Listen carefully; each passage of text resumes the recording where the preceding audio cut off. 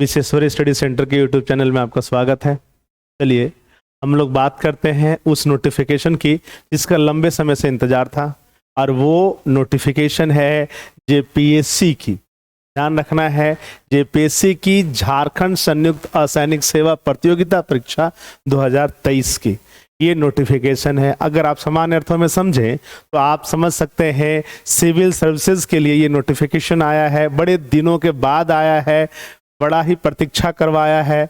आपको बता दें कि जितना ये प्रतीक्षा करवाया है उतना ही उलझन में भी लोगों को डाला है। कुछ चीज़ों को समझते हैं वो उलझन क्या है, ठीक है, या फिर उससे संबंधित कुछ फैक्ट्स क्या हैं उसको हम लोग जानते हैं। चलिए थोड़ा नोटिफिकेशन पे नजर डालते हैं। सबसे पहले आपको बता दें कि विज्ञापन संख्या 01/2024 के नाम से ये झारखंड संयुक्त असैनिक सेवा प्रतियोगिता परीक्षा 2023 का नोटिफिकेशन आपके सामने जो है दिख रहा होगा। इस नोटिफिकेशन में बताया गया है कि सीटों की संख्या कितनी होगी। ध्यान रखना है, अगर हम लोग जो है ना पदों का विवरण देखें और पदों की संख्या कितनी है उस पर बात करें तो यहाँ पर आपको दिखाई पड़ेगा कि भाई ये 3 पोस्ट यहाँ पर आप देख रहे हैं, ठीक है। एक जो है आप यहाँ पर देखने का प्रयास करो, एक उप समाहर्ता, ठीक है, ये ध्यान रखना है। ये वाला जो है ना सेक्शन, उप समाहर्ता में कुल सीटों की संख्या 207 है। ध्यान रखना है पुलिस उपाधीक्षक का जो है ना 35 है और राज्य कर पदाधिकारी का जो है 56 है। अगर जितने भी पद यहाँ पर दिए गए उनमें अगर सीटों की संख्या की बात करोगे तो यही वो 3 पद हैं जिनमें सीटों की संख्या जो है अच्छी खासी है। और फिर इसका जो बंटवारा है अलग अलग कैटेगरी में अलग अलग तरीके से किया गया है। भाई आप ये देखो कि ये जो उप समाहर्ता का जो सीट है 207, इसका बंटवारा ये कैसे किया गया है। ये जो है ना अनरिजर्व्ड का है आपका 88, अनुसूचित जनजाति का 57, अनुसूचित जाति का 17, ये जो है ना BC 1 का 9, BC 2 का जो है 16 और EWS का जो है ना 20 है।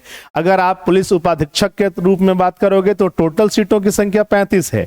यहाँ पर 19 जो है आपका किसके पास है, अनारक्षित के लिए है। ध्यान रखना है 9 अनुसूचित जनजाति, 4 अनुसूचित जाति, जबकि BC 1 BC 2 के पास पुलिस उपाध्यक्ष का जो सीटों की संख्या है वो 0 गया है, ये ध्यान रखना है। और EWS के हिस्से में खाते में 3 सीटें आई हैं, ठीक है। यहां पर आप देखोगे कि राज्य कर पदाधिकारी में टोटल सीटों की संख्या दी गई है 56, जिसमें अनारक्षित वर्ग के लिए 23, अनुसूचित जनजाति के लिए जो है ना 13, अनुसूचित जाति के लिए 7, BC 1 के लिए 3, BC 2 के लिए 5 और EWS के लिए जो है 5 है। ध्यान रखोगे आप लोग कि ये 3 पदों में ही सीटों की संख्या आपको अच्छी खासी दिखाई दे रही होगी। खैर आगे बढ़ते हैं, देखते हैं दूसरे पदों पर उतना ध्यान ना देते हुए हम लोग सीधे नीचे की तरफ चलते हैं और देखते हैं कि कुल पदों की कहानी क्या है।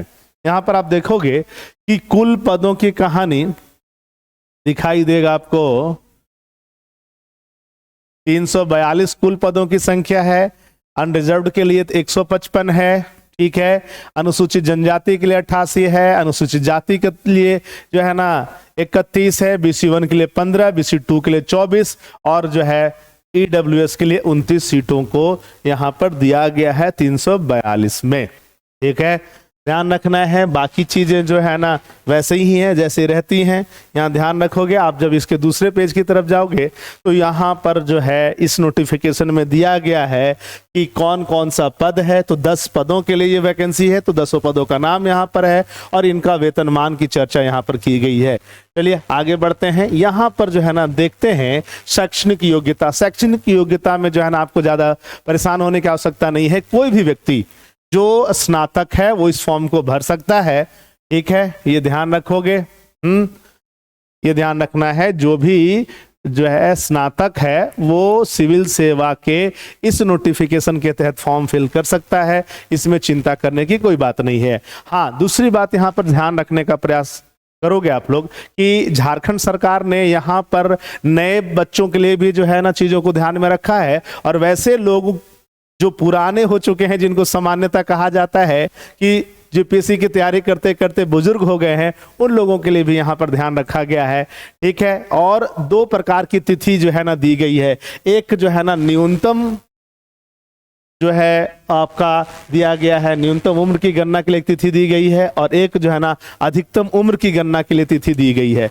यहाँ ध्यान रखोगे न्यूनतम उम्र की गणना की तिथि जो है ना 1/8/2024 के तहत किया जाएगा, जबकि अधिकतम उम्र की गणना की तिथि 1/8/2017 के तहत किया जाएगा। यानी इस प्रकार जो पुराने बच्चे जो जेपीएससी की तैयारी कर रहे थे, सिविल सेवा की तैयारी कर रहे थे, उनको भी साथ लाने का प्रयास किया गया है। ठीक है, ये ध्यान रखोगे, ये अच्छी खबर है। एक दूसरी बात जो है ध्यान रखना है, जब हम लोग आगे चलते हैं तो यहाँ पर ये उम्र सीमा की एक कहानी जो है ना दर्शाई गई है। ठीक है, यहां पर एक चीज समझने का प्रयास करोगे, ये सिविल सेवा का जो परीक्षा है उसके लिए मिनिमम एज जो है ना वो तय किया गया है। कितना? 21 साल। मतलब 21 साल से नीचे का कोई भी बंदा इस फॉर्म को नहीं भर सकता है, ये ध्यान रखोगे आप लोग।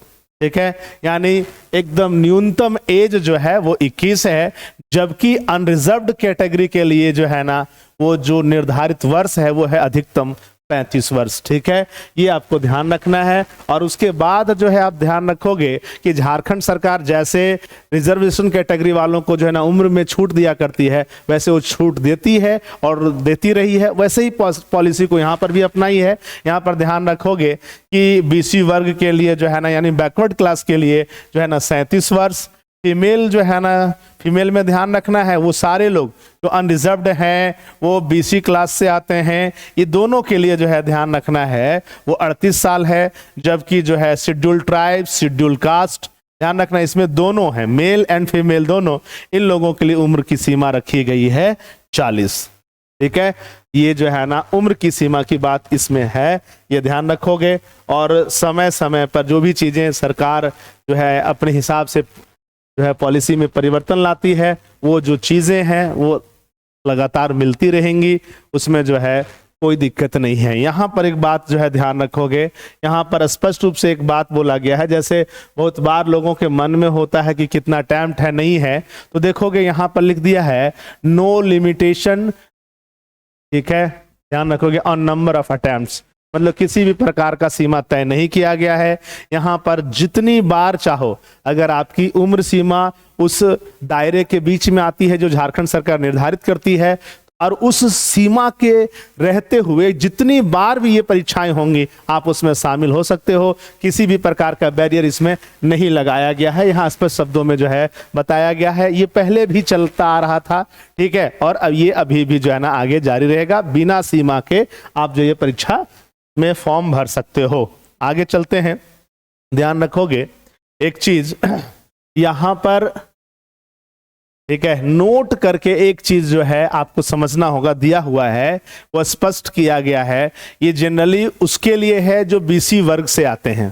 ठीक है, यहां बताया गया है कि झारखंड सरकार के सेवाओं पदों के लिए अनुमान्य झारखंड सरकार द्वारा निर्गत जाति प्रमाण पत्र के साथ यदि प्रमाण पत्र में फॉर्म 11 रिक्वायर्ड अंकित हो तो फॉर्म 11 यानी प्रपत्र 11 से संबंधित प्रमाण पत्र भी संलग्न किया जाए, अन्यथा दावे के अनुरूप आरक्षण कोटि का अनुमान्यता नहीं दिया जाएगा।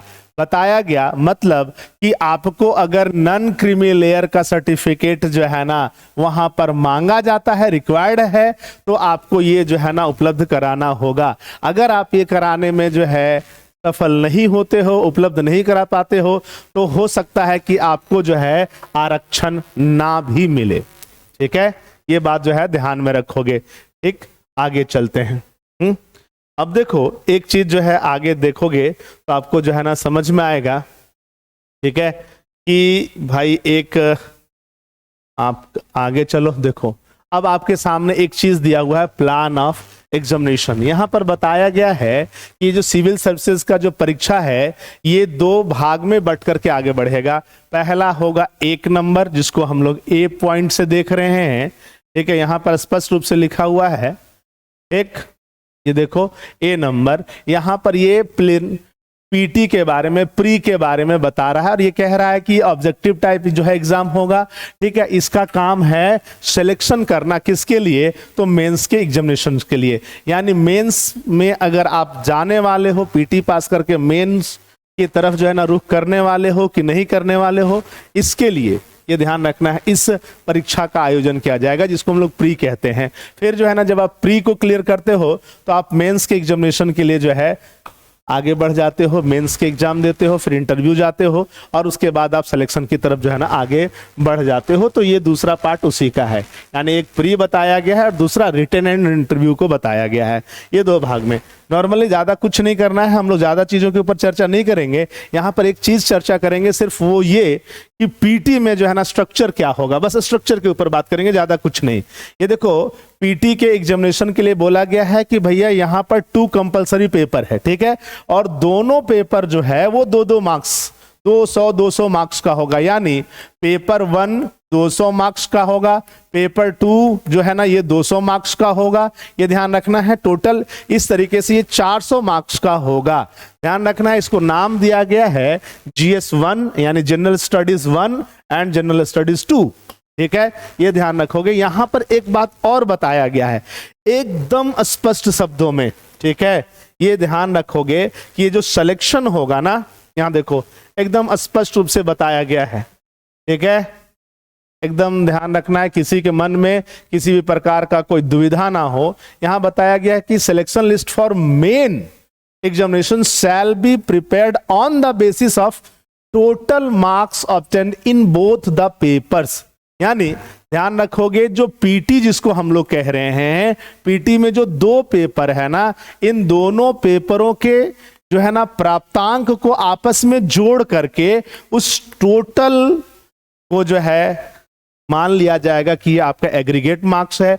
और अगर झारखंड सरकार एक जो कट ऑफ देती है और वो एग्रीगेट मार्क्स जो है ना उसके दायरे में आता है तो आप पास हो गए, अन्यथा फेल हो जाओगे। यानी आपको बता दें, ये बताने के पीछे रीजन क्या है, बहुत लोगों के दिमाग में ये चलता रहता है कि कहीं पेपर 1 में अलग से क्वालिफाई तो नहीं करना है, पेपर 2 में अलग से क्वालिफाई तो नहीं करना है, और फिर ये दोनों अलग अलग करने के बाद कहीं ऐसा तो नहीं कि उसके बाद ये दोनों को जोड़ करके टोटल किया जाएगा। तो ऐसा नहीं है भाई, ठीक है, सीधा सा बात है कि आप इसमें कितना नंबर लाए हो, ये इसमें कितना नंबर लाए हो, ये दोनों को आपस में जोड़ दिया जाएगा और जो है इसके बाद जो कट ऑफ सेट करेगी जो है आयोग, उसके अंतर्गत ये जो है ना आपका एग्रीगेट मार्क्स आता है, देन आपका रिजल्ट होगा। इंडिविजुअली किसी में पास करने की सीमा नहीं रखी गई है, मतलब आप किसी में कम भी ला सकते हो, किसी में ज्यादा ला सकते हो, दोनों मिला करके रिजल्ट बनेगा। ये पॉइंट जो है ना यही बात कह रहा है, ठीक है, इससे ज्यादा इसमें जानने का जरूरत कुछ भी नहीं है, ठीक है। अभी लेकिन एक बात जो है ना आप लोग समझने का प्रयास करोगे कि जब से ये नोटिफिकेशन जब तक नहीं आया था तब तक विद्यार्थियों की चिंता बनी थी कि कब आएगा कब आएगा, और जब आई है तब भी चिंता का विषय बना हुआ है कि आया तो आया इस रूप में क्यों, ठीक है, उसका रीजन क्या है, इस बात को समझोगे। ये जो फॉर्म भरने की तिथि दी गई है, ठीक है, ये फॉर्म भरने की तिथि 1/2/2024 से दी गई है, जो 29/2/2024 तक जो है ना रहेगी, ठीक है, फॉर्म भरने का ये तिथि है बाबू। ये इंपॉर्टेंट नहीं है, इंपॉर्टेंट इसके बाद वाला जो है पहलू है, और वो क्या है, वो ये है कि इसमें बोला गया कि टेंटेटिव डेट जो एग्जामिनेशन का है वो 17/3/2024 है, यानी ये इस दिन जो है ना एग्जाम होगा। अब अगर आज से अगर आप जोड़ोगे, 2-3 दिन छोड़ दो यार, ठीक है, जनवरी को जो है अब खत्म ही मान लो आप, ठीक है, फरवरी 1 महीना और 17 दिन उधर, मतलब आप कह सकते हो कि लगभग 45 दिन का आपके पास समय है, और ये जो है ना कह रहे हैं कि आप 45 दिन में पीटी के एग्जाम को जो है ना आप करो और आप पास हो, और उसके बाद जो है ना आगे मेंस के लिए जाओ, मेंस को पास करो, इंटरव्यू के लिए जाओ, इंटरव्यू पास करो और जो है ना ऑफिसर बनो। बढ़िया बात है भाई, बहुत अच्छा बोला गया। लेकिन दुविधा देखो क्या है कि सिविल सर्विसेज कोई बच्चों का खेल नहीं है, ठीक है, वनडे एग्जामिनेशन नहीं है कि एक बार पढ़े और ये एक एग्जाम को पास करे और जो है ना हमारा रिजल्ट हो गया। पहले तो ये आयोग वाले लोग जो है ना एकदम जो है ना टोकरी भर भर के सिलेबस जो है ना बना करके आपके समक्ष जो है ना परोस दिए हैं, और अब कह रहे हैं कि टोकरी भर का सिलेबस जो है ना आप जो है ना कुछ एक दिन में जो है ना पढ़ बढ़ करके जो है ना पूरा अच्छे से कर लो, और उसको जो है जा करके फिर महज जो है ना 30 दिन 45 दिन में जा करके जो है ना उसका एग्जाम दे दो। उनको आपके जो है जीवन से कितना ही जो मतलब क्या कह सकते हैं, कितना ही जो संवेदना है आप समझ सकते हो। आयोग नोटिफिकेशन दी है, टेंटेटिव डेट भी दी है। दूसरी दुविधा की बात है, ये आपको समझना होगा कि अभी लोकसभा चुनाव की जो है चर्चा जोरों पर है, आचार संहिता की बात चल रही है कि फरवरी के लास्ट वीक में होगी, और ऐसे में ये बच्चों के बीच एक उपापोह का जो है स्थिति को पैदा करेगा कि क्या एग्जामिनेशन होगा नहीं होगा। जो बच्चे अच्छे से तैयारी करना चाहेंगे वो भी जो है ना परेशान होंगे, और जो नहीं तैयारी कर रहे हैं या उनको लगता है कि समय कम है, वो भी जो है ना परेशान होंगे कि अच्छा समय है ही नहीं तो तैयारी क्यों करें। अब पता चला कि हो सकता है कि कल जा करके बोल दे कि भैया आचार संहिता के बाद यानी लोकसभा चुनाव के बाद इसका जो है ना एग्जाम हो मई में। तो पहले देखो कि आप इधर जो है ना जब तक वो नोटिफिकेशन नहीं आएगा कि कब एग्जामिनेशन होगा, 17 को ही होगा कि उसके बाद होगा, तब तक आप परेशान हो कि 1.5 महीना में हम क्या है जो तैयारी कर लेंगे। और अगर वहां जाकर के बोल देगा कि मई में एग्जाम होगा तो ही आप परेशान हो जाओगे कि अरे पहले ही बता देते तो हम मई के लिए तैयारी होते करते रहते। ठीक है, बड़ा दुविधा है बाबू। नोटिफिकेशन आया तो है, खुशी क्या बात है कि नोटिफिकेशन आया, 342 सीट है, लेकिन दुख का बात है कि झारखंड के विद्यार्थियों को जो है एकदम निरीह प्राणी की तरह जो है ना समझा जा रहा है। उनके साथ जो है ना इस नोटिफिकेशन में अलग तरीके से जो है थोड़ा सा व्यवहार दिखाया जाना चाहिए था आयोग के द्वारा, क्योंकि एक आप प्रॉपर वे में नोटिफिकेशन रेगुलर वे में नहीं लाते हो, एक फिक्सेशन नहीं है आपका टाइम का कि कितने कितने समय में ये आता रहेगा, कि एक बच्चा रेगुलर पढ़ता रहे, ये कोई फिक्स नहीं है। तो कोई बच्चा पढ़े भी तो पढ़े कितने साल पढ़े, तो बच्चा जो है ना उब जाता है, पढ़ाई से थोड़ा दूर चला जाता है। और जब आप नोटिफिकेशन देते हो तो महज आप उसके लिए जो है ना समय 1 महीना 1.5 महीना निर्धारित कर रहे हो। तो वास्तव में ये झारखंड के बच्चों के लिए थोड़ा दुविधाजनक है, लेकिन फिर भी नोटिफिकेशन है। अब जो है समय हमारे लिए हो, आपके लिए हो या किसी बच्चे के लिए हो, वो बराबर ही मिलने वाला है, उतना ही मिलने वाला है। तो घबराए नहीं, जोर लगाएं, आगे बढ़ें और इस नोटिफिकेशन में 342 सीटों में से अपने अपने सीटों को अपनी मेहनत से जो है ना अपना बनाकर उस पर अपना झंडा गाड़ें, सफल बने, यही कामना करते हैं। और ये आपको बताते हैं कि भैया आप सिविल सर्विसेज की तैयारी के लिए अगर जो है अगर कुछ अच्छा सोच रहे हैं तो आपको बता दें विश्वेश्वरैया स्टडी सेंटर के प्रांगण में इसकी जो है ना क्लासेस भी चलाई जाती है और टेस्ट सीरीज भी पहले भी चलाई गई है और आज भी चलाई जाएंगी। ये ध्यान रखना है, आप हमसे जो है टेस्ट और क्लासेस के लिए भी जुड़ सकते हो। धन्यवाद।